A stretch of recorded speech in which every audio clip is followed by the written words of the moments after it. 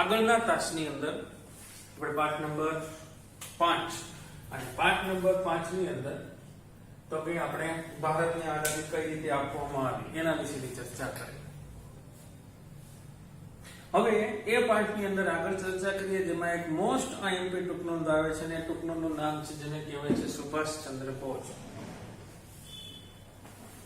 અને એ સુભાષચંદ્ર બોઝની ટૂંકનોંધ વિશે આપણે ચર્ચા કરીશું. સુભાષચંદ્ર બોઝની ટૂંકનોંધ અને આઝાદી ફૌજની રચના આ બંને સેમ જ છે. એના વિશે આપણે ચર્ચા કરીશું. જેમાં સૌપ્રથમ આપણે ચર્ચા કરીએ સુભાષચંદ્ર બોઝ વિશે. તો સુભાષચંદ્ર બોઝમાં સૌપ્રથમ સુભાષચંદ્ર બોઝનો જન્મ 23 જાન્યુઆરી 1897 ના દિવસે ઓડિશામાં થયો. બાળપણથી પોતે ખૂબ હોશિયાર, જેમને પોતાનું પ્રાથમિક શિક્ષણ છે એ આપણા ભારતની અંદર લીધું ને ઉચ્ચ શિક્ષણ માટે પોતે ઇંગ્લેન્ડ ગયા. ઇંગ્લેન્ડની અંદર તેમને આઈસીએસ ની પરીક્ષા, ઇન્ડિયન સિવિલ સર્વિસ, ચોથા નંબરે પાસ કરી.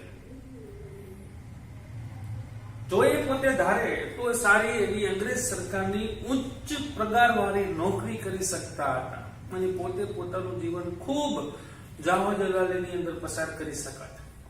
પરંતુ તેમને એવું ન કર્યું અને એ પોતે ભારત આવ્યા.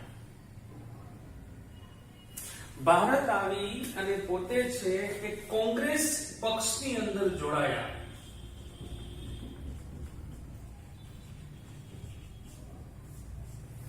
ભારત આવી પોતે કોંગ્રેસ પક્ષમાં જોડાયા અને કોંગ્રેસ પક્ષની અંદર જોડાયા બાદ 1938 અને 1938 ની અંદર તો કે હરિપુરા અધિવેશન અને હરિપુરા અધિવેશનના પોતે પ્રમુખ બન્યા.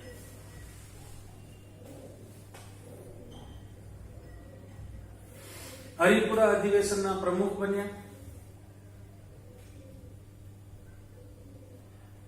ત્યારબાદ ઈસવીસન 1939 ની અંદર તો કે ત્રિપુરા અધિવેશન અને ત્રિપુરા અધિવેશનના પોતે પ્રમુખ બન્યા. હવે આ બંને અધિવેશનના પ્રમુખ બાદ પોતે છે પોતે યુવાનો અને યુવાનોના ચહિતા બની ગયા સુભાષબાબુ. હવે ગાંધીજીની વિચારસરણી અને સુભાષચંદ્ર બોઝની વિચારસરણી બંને અલગ અલગ હતી, જેને કારણે ગાંધીજી અને સુભાષબાબુ આ બંને વચ્ચે મતભેદ થયો. બંનેની વિચારસરણી અલગ થતી હોવાથી સુભાષચંદ્ર બોઝે પોતાનો એક અલગથી પક્ષ બનાવ્યો અને પક્ષનું નામ છે 1939 માં તેમને પક્ષની સ્થાપના કરી અને એ પક્ષ એટલે ફોરવર્ડ બ્લોક પક્ષ.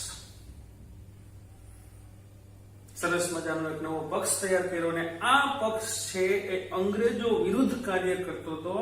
જે અંગ્રેજોએ દ્વિતીય વિશ્વયુદ્ધ શરૂ કર્યું અને દ્વિતીય વિશ્વયુદ્ધની ટીકા કરતો હતો એ પક્ષ એટલે ફોરવર્ડ બ્લોક પક્ષ. અને આ પક્ષને કારણે સુભાષબાબુની ધરપકડ કરવામાં આવી અને જેલમાં રાખવામાં આવ્યા. પરંતુ સુભાષચંદ્ર બોઝની તબિયત ખરાબ થઈ, જેને કારણે તેમને પોતાના નિવાસ સ્થાને નજરકેદ રાખવામાં આવ્યા. પરંતુ સુભાષચંદ્ર બોઝ છે ત્યાંથી વેશ પલટો કરી અને ત્યાંથી ભાગી નીકળ્યા. વેશ પલટો કરીને પોતે પેશાવર, કાબુલ અને કાબુલ થઈને પોતે પહોંચ્યા જર્મની. જર્મનીની અંદર જઈ પોતે હિટલરને મળ્યા અને ત્યાં છે ત્યાંના રેડિયો ઉપર તો કે અંગ્રેજો વિરુદ્ધ ભાષણ કરવાની શરૂઆત કરી. જર્મનીથી પોતે જાપાન આવ્યા. જાપાનની અંદર તેમને તો કે આઝાદ હિંદ ફૌજની રચના કરી અને ત્યારબાદ તો કે આ સુભાષચંદ્ર બોઝ છે એ સુભાષચંદ્ર બોઝે તો કે અંગ્રેજો સામે યુદ્ધ જાહેર કર્યું. આઝાદી ફૌજની રચના કર્યા બાદ અંગ્રેજો સામે તેમને યુદ્ધ જાહેર કર્યું અને યુદ્ધની અંદર પણ તેમને પૂર્વ ભારત અને પૂર્વ ભારતમાં તેમને વિજય મેળવ્યો. પૂર્વ ભારતની અંદર મ્યાનમાર, ઇમ્ફાલ, ત્રિપુરા આ બધા ઉપર તેમને વિજય મેળવી લીધો.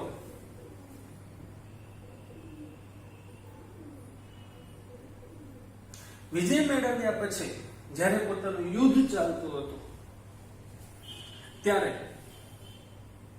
અંગ્રેજો વરસાદ પડ્યો અને જાપાન ઉપર અણુબોમ્બ ફેંકવામાં આવ્યા અને પરિણામે જાપાનથી જે સુભાષચંદ્ર બોઝને જે મદદ મળતી હતી એ મદદ મળતી બંધ થઈ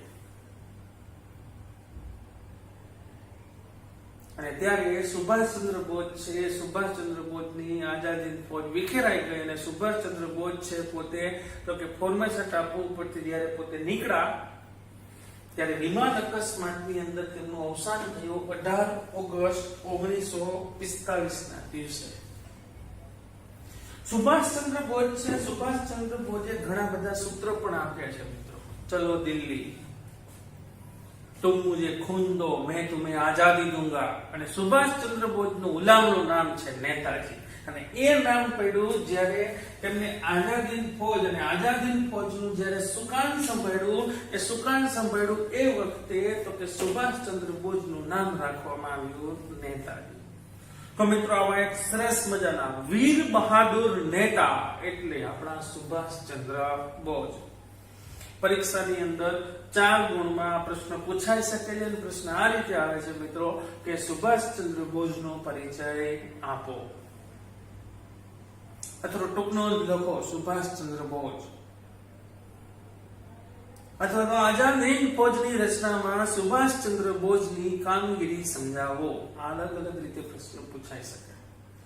ત્યારબાદ હવે ચર્ચા કરવાની છે સ્વતંત્રતાની પ્રાપ્તિ અને ભારતના ભાગલા, જેનો મતલબ ભારતની આઝાદી મળી અને સાથે સાથે સ્વતંત્રતાની પ્રાપ્તિની સાથે ભારતના ભાગલા થયા એના વિશે આપણે ચર્ચા કરવાની છે.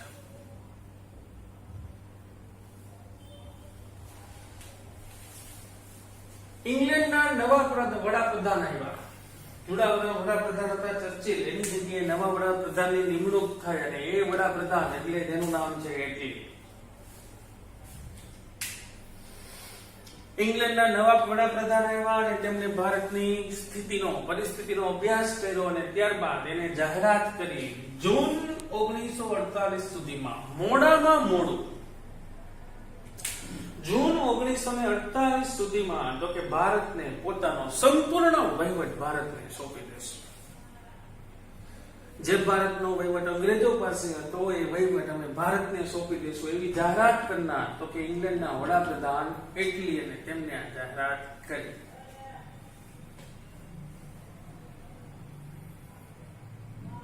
હવે આ જાહેરાત થવાની સાથે ભારતના એક નવા ગવર્નર નિમવામાં આવ્યા અને ગવર્નરનું નામ છે માઉન્ટ બેટન.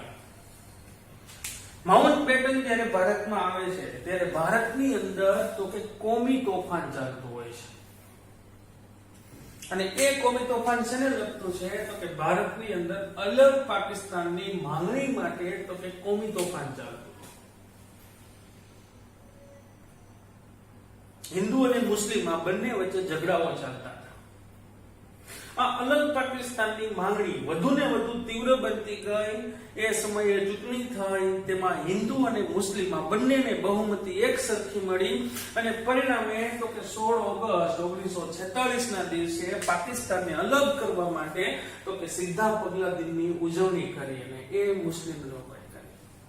છેવટે માઉન્ટ બેટને પોતે એવી જાહેરાત કરી, એવી ભારતના જે નેતાઓ હતા એ નેતાઓને સમજાવ્યા કે ભાઈ બે અલગ અલગ કેન્દ્રવાળા જો બે રાષ્ટ્ર તૈયાર કરવામાં આવે તો એ એક કેન્દ્ર કરતા વધુ યોગ્ય રીતે ચલાવી શકાશે. એનું શાસન વધુ યોગ્ય રીતે આપણે એનું શાસન કરી શકશું અને એ હેતુસર ભારતના નેતાઓને મનાવવામાં આવ્યા અને ત્યારબાદ તો કે ભારતના નેતાઓ છે એ ભારતને ટૂંકમાં હિન્દુસ્તાનને બે ભાગલા કરવા માટેની પરવાનગી આપી. ત્યારબાદ આવે છે માઉન્ટ બેટન યોજના અને ભારતના ભાગલા, જેનો મતલબ એવો કે ભારતના ભાગલા કઈ રીતે કરવામાં આવ્યા. તો પરીક્ષાની અંદર આ રીતે પણ પ્રશ્ન પૂછાઈ શકે, સંકલ્પના તરીકે પણ પૂછાઈ શકે માઉન્ટ બેટન યોજના એટલે શું.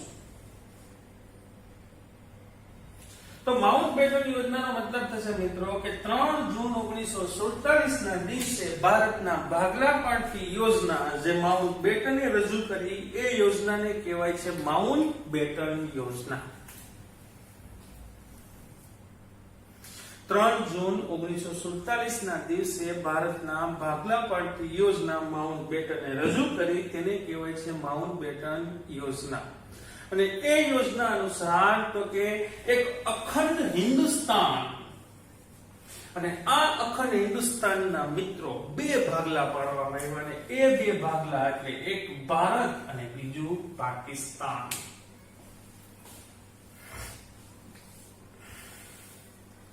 એ બે ભાગલા બહુમતીના આધારે પાડવામાં આવ્યા. જે વિસ્તારમાં હિન્દુઓની બહુમતી હતી એને ભારત સાથે જોડવામાં આવ્યું અને જે વિસ્તારની અંદર મુસ્લિમોની બહુમતી હતી એને પાકિસ્તાન સાથે જોડવામાં આવ્યું.